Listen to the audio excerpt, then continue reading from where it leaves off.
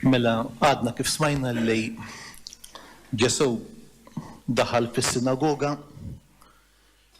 u l-qaddej nawillu l-ktieb u Ġesu fetaħ dan il-ktieb bibtiegħi. U beda mhux biss jaqrah imma jagħtih tifsira ħajja għax jgħid din il-kelma seħħet illum. Jienu naqra l-Vanġelu ġieni f'moħħi passaġġ ieħor fl-Apokalissi li jgħid li jitkellem ukoll minn ktieb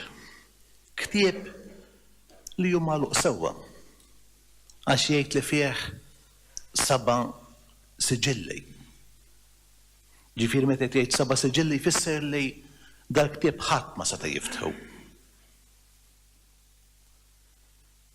U għaliex dan il-ktieb ma setax jinfetaħ, l-awtur tal-Apokalissi jgħid li kien hemm il-bikej. Imma mbagħad iqum wieħed mill-ġimgħa u jgħid għamlu l-qalb. Għaliex hawn xi ħadd illi dan il-ktieb jista' jiftaħulna.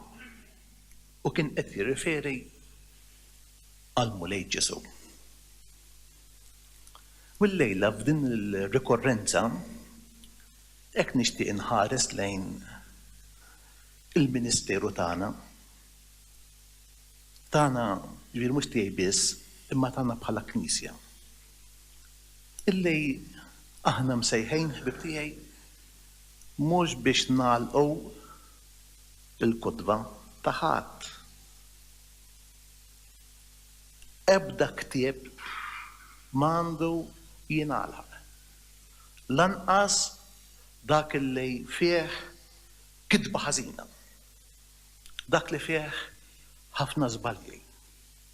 Għax it-tendenza tagħna illi il-kitba żbaljata aħna nwarbuha, nagħlquha, impoġġula s-siġiel.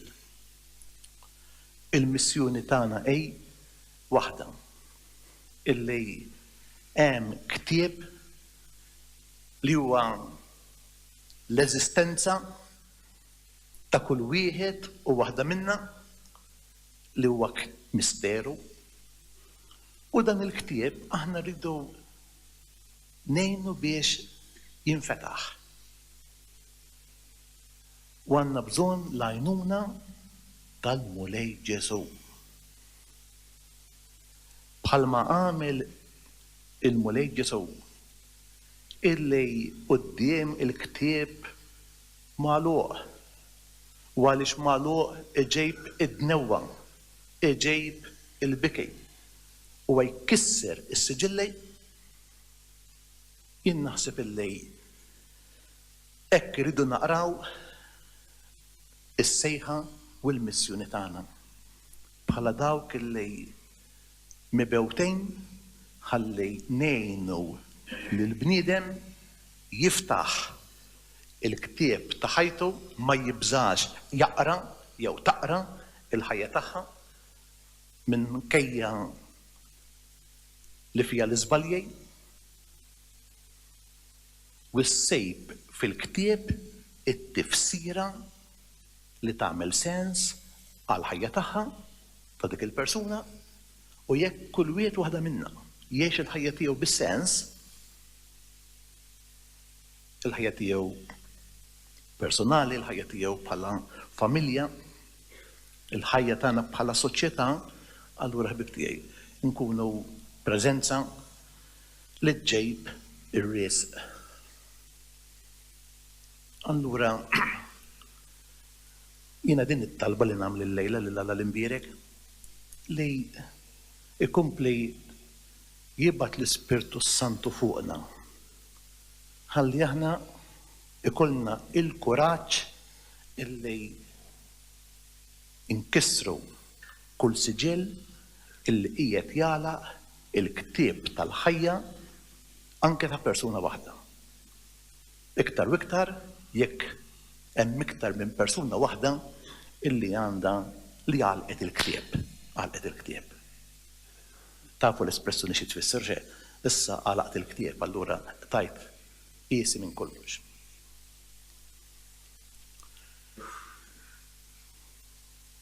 Kif ħanejnu lill-bniedem jiftaħ il-ktieb ta' ħajtu? Jien naħseb illi dak il-ġest illi għamel Kristu fis-sinagoga jispjegalna dak li għamel Luqa ma' Teofilu. X'għamel Luqa ma' Teofilu? Kien hemm il-ktieb. Dak il-ktieb li hu beda idum, beda jikteb bil-ġrajiet illi hu kien għamel esperjenza tagħhom. U lil Teofilu Luqa jiftaħlu il-ktieb sagru eżistijaj.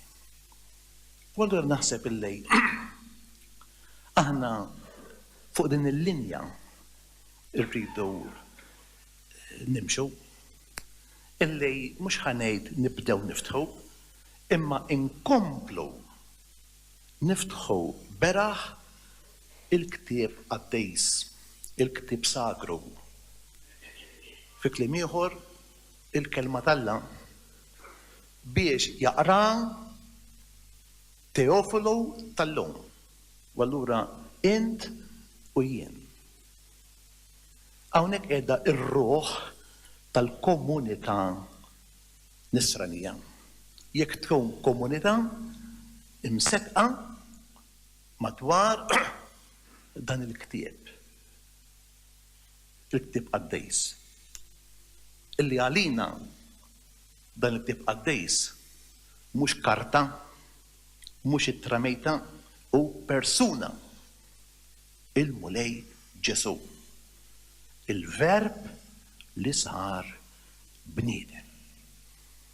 U l-kelma miktuba, speċjalment fil-Vanġeli, fit-Testament il-Ġdejд, tenna biex aħna nixtarru iktar minnu Ġesu.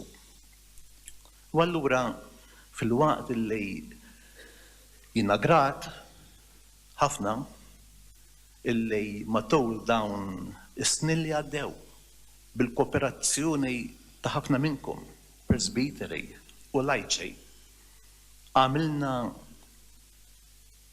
inizjattivi biex ftaħna iktar dan il-ktieb għal-komunitajiet tagħna.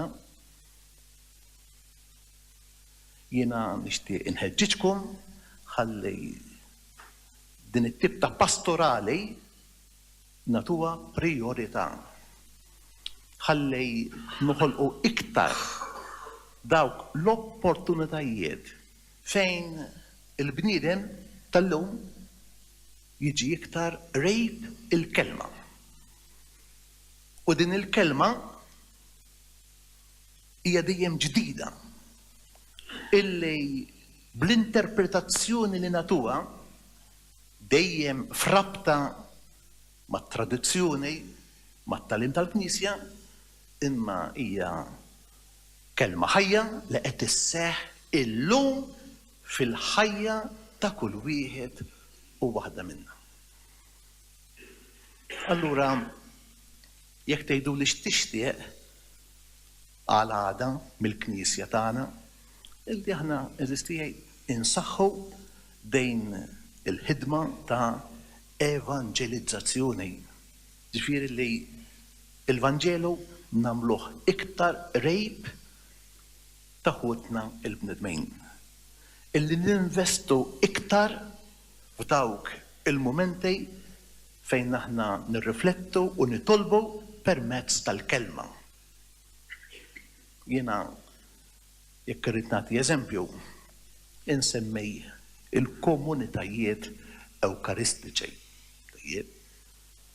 Imma mhux huma biss. Imma esperjenzi oħra illi jimxu fuq l-istess linja.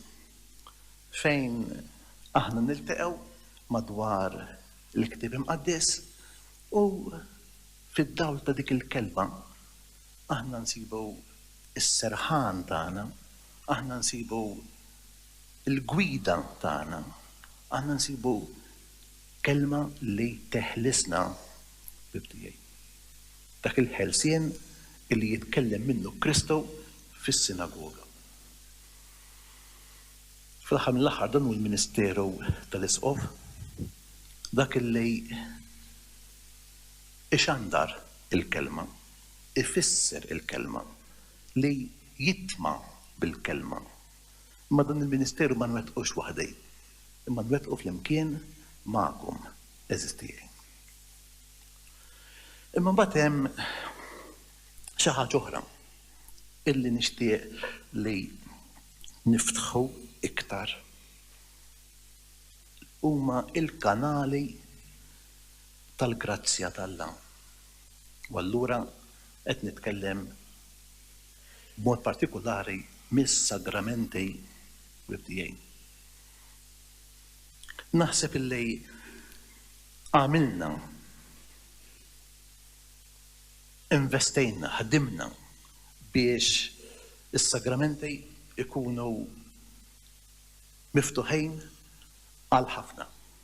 U jien nixtieqhom ikunu miftuħin għal kulħadd. Ħadd esklus. Tajjeb. Għaliex minn hawnhekk aħna rridu nirċievu l-għajnuna biex il-ktieb tal-ħajja ta' kull wieħed u waħda minna, speċjalment tal-familji tagħna, inkomplu nimlewh b'kitba sabiħa. Ara ma taħsbux illi aħna kapaċi nikdbu dritt għaliex aħna għandna xi abilità, xi kapaċità li ġejja minn nfusna. Kollox huwa grazzja. Kollox huwa don moti minn Alla. Eżisti.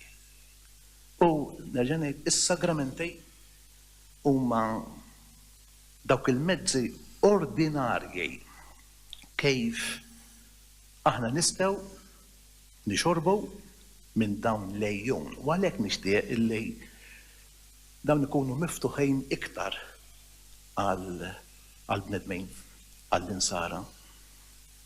U allura x'ifisser? Ifisser illi fil-pastorali tagħna bibtijaj tiġik ħelwa ħafifa illi tagħlaq il-bejt, illi tagħlaq il-ktieb tas-sagramenti, imma aħna mhux il-ħafejf irridu nfittxu, aħna rridu nfittxu dak li huwa impenjattiv u li jiswa għall-bniedem. Lanqas qed ngħid illi allura jgħaddi kollox, allura is-sagramenti nagħtuhom bla doċċ, mhux qed ngħid hekk. Jien konxu min natura dgħajfa tagħna l-bnedmin. Jien konxu illi il-bniedem ġust jitnib 7 darbiet kuljum. Aħseb u wara jien li m'iniex ġust. Tajjeb. Imma minkejja id-djufija tagħna, minkejja il-preżenza tad-dnub fil-ħajja tagħna eżistijaj, dan m'għandux lilna jiskuraġġina milli nersqu biex nixorbu minn dawn lejjun tal-grazzja. Lilna m'għandux li nissa bħala ministri qed ngħid dan il-fattur iżobna lura jew iqanqal fina dik it-tentazzjoni illi nikkontrollaw tajjeb dan lejjun dwar min għandu jixrob minnhom u min m'għandux. Kull bniedem irid jirrispondi jew quddiem Alla. Għax kull bniedem jaf jew lilha nnifisha kif inhi quddiem Alla. Fl-aħħar mill-aħħar, jekk kollox huwa gratuitu, jekk kollox huwa grazzja, jekk kollox huwa qatt ta' mħabba li titlaq minn Alla lejn il-bniedem. Eżisti jgħid.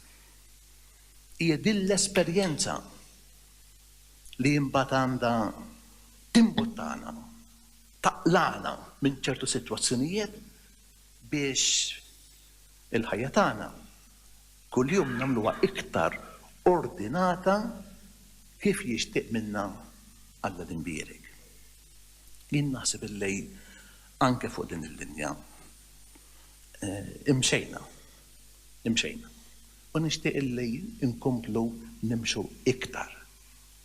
U ma nkunu qatt minn dawk illi neqtew qalb xi ħadd illi jixtieq jara l-għajn tal-grazzja miftuħa u għal xi raġuni jew oħra aħna nagħlqu ilu.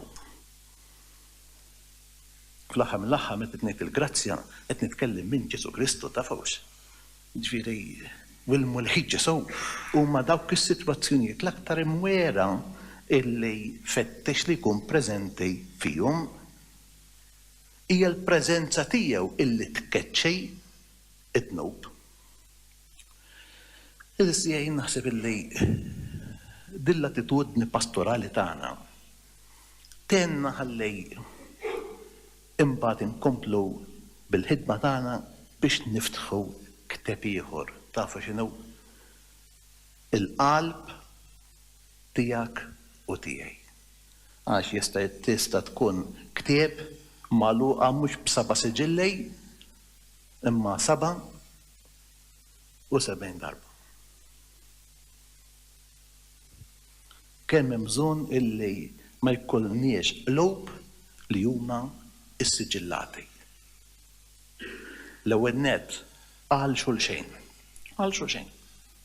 U allura dik li aħna intejbu ir-relazzjonijiet ta' bejnietna, speċjalment fil-familji tagħna eżisti. Etta 10 snin ilu fil-bidu tal-Ministeru tiegħi, etta fil-bidu ta' sena imqazza u nibqa' intennija. Kemm għandna bżonn naħdmu biex inħallu l-Ispirtu talla jiftaħ beraħ il-qlub tagħna għal xulxejn.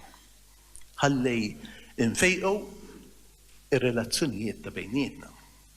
Imma mbagħad hemm bżonn li l-qlub tagħna niftħuhom biex ikunu ġenerużi mal-oħrajn. U hawnhekk qed nitkellem minn qisu biex ngħidlek ktieb ieħor dik li nsejħilha il-mensa, il-mejda li minnha jiekol minn m'għandux. U allura il-karità eżisti. Jien meta nħares lura l-10 snin naħseb li stajt nagħmel iktar jew stajt nimbottakom iktar biex il-mensa tkun miftuħa għal dawk li m'għandhomx xi jieklu. Kelli ftit ħolm, imma ma twettaqx, ma dak ma jfissirx li għandu jaqta' l-qalbi. U nkompli flimkien magħkom inħalli lil Mulej Ġesu jiftaħ li qalbi għall-oħrajn. Imma naħseb dan huwa din hija sfida oħra li għandha bżonn anke il-Knisja lokali. Eżisti jiena 3 snin ilu x'hekk bdejt il-vista pastorali. U jekk tiftakru issa ddew 3 snin. Meta ħabbart il-vista jiena qedtilkom ġej inħabbat fuq il-bieb biex nidħol u noqgħod għandkom. Iftħuli. Għal grazzja talla dawn it-3 snin kienu esperjenza sabiħa ħafna għaliex nista' ngħid illi ma sibt l-ebda bieb imbarrat għalija, però mhux lili nixtieqkom tiftħu ħalli xi ħadd jidħol u joqgħod magħkom. Imma nixtieqkom tiftħu il-bieb tal-familji tagħkom għal Ġesu Kristu. U hawnhekk nkunu irnexxejna fil-missjoni tagħna jekk il-familji tagħna isiru dik l-amara, dik it-tinda fejn hemm post għal Ġesu. Kif tafu jiena llejla qed niftaħ il-vista pastorali f'din iż-żona tajjeb iż-żona taċ-ċawla madwar din il-kappella tar-raj it-tajjeb. U allura nitlob ukoll l-imbierek ħalli jenna biex din l-esperjenza li ser nagħmlu fil-jiem li ġejjin tkun esperjenza li tgħin biex inkomplu niftħu dan il-ktieb tal-ħajja beraħ ħalli mbagħad ukoll naraw dan il-frott illi il-bnedmin jiftħu il-ktieb ta' ħajjithom u jaqrawha il-ħajja tagħhom f'dawl ġdejd, fid-dawl ta' Ġesu Kristu. Ikun infaħħar Ġesu Kristu.